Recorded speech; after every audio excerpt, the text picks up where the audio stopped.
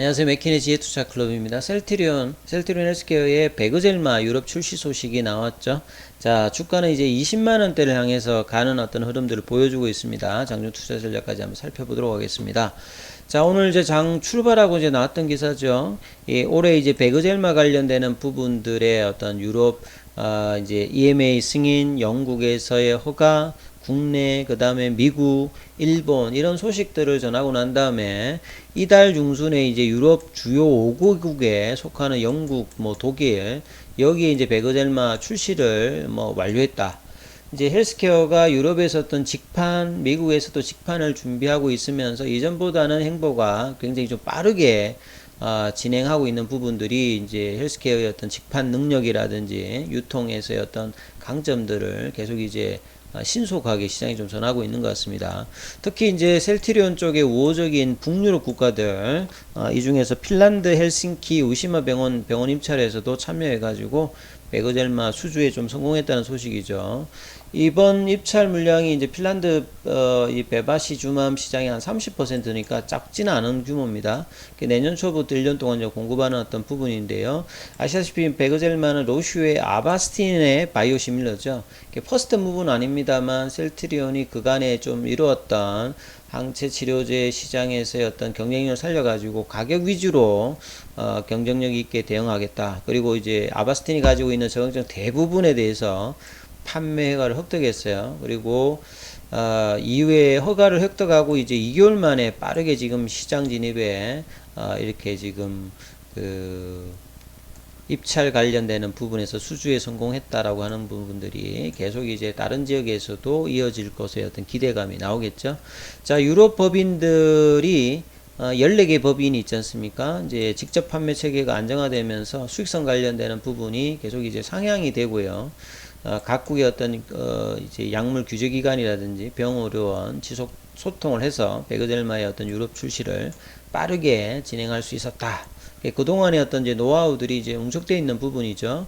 그래서 베그젤마는 셀트리온 헬스케어가 기존에 이제 트룩시마, 호주마에서 이제 세 번째로 선보이는 항암제입니다.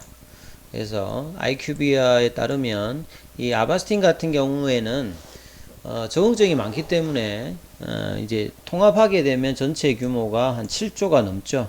유럽은 전체 이제 한 4분의 1 정도 수준인 1조 8천억 정도 규모입니다. 그래서 퍼스트 무브는 아닙니다만 이런 어떤 가격 경쟁용으로 이제 어느 정도 이제 점유를 하느냐 이 부분이 상당히 중요할 거고요.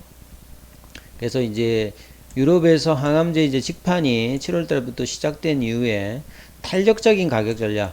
기존에는 이제 중간 이제 대리연을 껴야 되니까 거기에다가 이제 거의 수수료율이 높아요. 한 30, 40% 줘야 되고, 그 다음에 변동이 약가 이런 것들을 통해서 사후에 또 정산해가지고 떨어지게 되면 이 유통 마진들을 보장하기 때문에 이런 부분들이 수익성에 어떤 변동폭을 주는 어떤 불확실성 요인이 있는데 직판 체계를 하게 되면 이런 부분이 없겠죠. 그래서 가격을 좀 더 낮춰서도 수익성을 유지할 수 있는 경쟁력을 갖추기 때문에 이 직판 체계는 상당히 장기적으로 좀 중요하고 이 부분이 성공한다라고 하면 이 플랫폼의 어떤 우위를 유통에서도 갖출 수 있겠죠. 그래서 탄력적인 가격 전략으로 유럽의 어떤 공급 시장에서의 어떤 공급 입찰에도 적극적으로 좀 참여를 하고 있는 상태입니다. 그리고 기존에 이제 트룩시마, 허주마 같은 항암제와도 판매 시너지 효과가 있겠죠. 그래서 점유율이 유럽 시장 같은 경우는 자가 면역이라든지 항암제 시장에서 우위를 하고 있기 때문에 이런 부분들이 판매 시너지 효과를 통해서 이 베그젤마의 조기 안착에 성공할 것으로 지금 보고 있는 거죠. 그리고 오리지널 개발사인 제넨테카의 특허 합의로 유럽에서는 모든 적응증에 대해서 오리지널과 동일한 어떤 처방이 가능한 상태입니다. 그래서 하태운 셀트리온 헬스케어 유럽 본부장은 영국, 독일을 시작으로 내년까지 유럽 전역에서 베그젤마 공급이 이루어질 것이다. 그래서 내부적으로는 한 1000억대 정도 연간 정도 매출 판매를 기대하고 있다. 이렇게 봐야 됩니다. 후발주자로 나름 이제 이런 정도가 되면 이제 성공적인 안착이다. 이렇게 회사가 지금 보고 있는 상태죠. 그리고 이제 이 기사들이 여러 이제 매체를 통해서 나왔죠. 그래서 이제 셀트리온 같은 경우에는 보통 이제 항체 치료제 관련되는 부분들은 이 DSDP라는 게 있지 않습니까? 원료 의약품들을 셀트리온 쪽에서 만들면 헬스케어가 국내에서 이제 뭐 DP를 하는 경우도 있고, 이 원료약품을 현지에서 뭐 터키라든지 뭐 헝가리 이런 데서 받아가지고 DP로 만듭니다. 그러니까 보통 이제 이런 게 이제 바이엘이라고 하죠. 이 병에다가 병립을 한다든지 아니면 뭐 프리시린지 형태로 주사기 형태로 뭐 가는 경우도 있고, 그래서 가루 형태로 고체 분말 형태로 해서 이걸 녹여 가지고 하면 이제 좀 유통기간이 좀 긴 거고요. 액체 형태로 해서 이제 제형까지 만들어 가지고 완제품으로 투여하는 형태로 만드는 게 그게 이제 DP죠. 뭐 그런 형태로 이제 진행을 한다라고 보시면 될 것 같습니다. 그래서 그 관련되는 내용이고요. 그리고 최근에 유럽에서는 상반기에서 하반기에 학회에서도 이제 자가 면역 질환에 이제 램시마 SC의 어떤 점유율이 올라가고, 그 다음에 셀트리온 헬스케어의 유플라이마 같은 제품들도 계속 이제 현지 의료진들의 어떤 관심이 고조되기 때문에 셀트리온 헬스케어가 이제 내는 이 베그젤마 관련되는 부분들도 우호적인 어떤 그 현장 분위기들이 있기 때문에 계속 이제 처방 관련되는 부분은 확장이 될 수 있고, 그리고 이제 로컬 학회에도 꾸준하게 지금 참여를 하면서 이 현지 의료진들에 대해서 이 관심사와 실제 처방까지 이어지는 어떤 노력들을 계속하고 있죠. 그리고 중요한 거는 결국 이제 유럽보다는 향후에 볼 때는 미국입니다.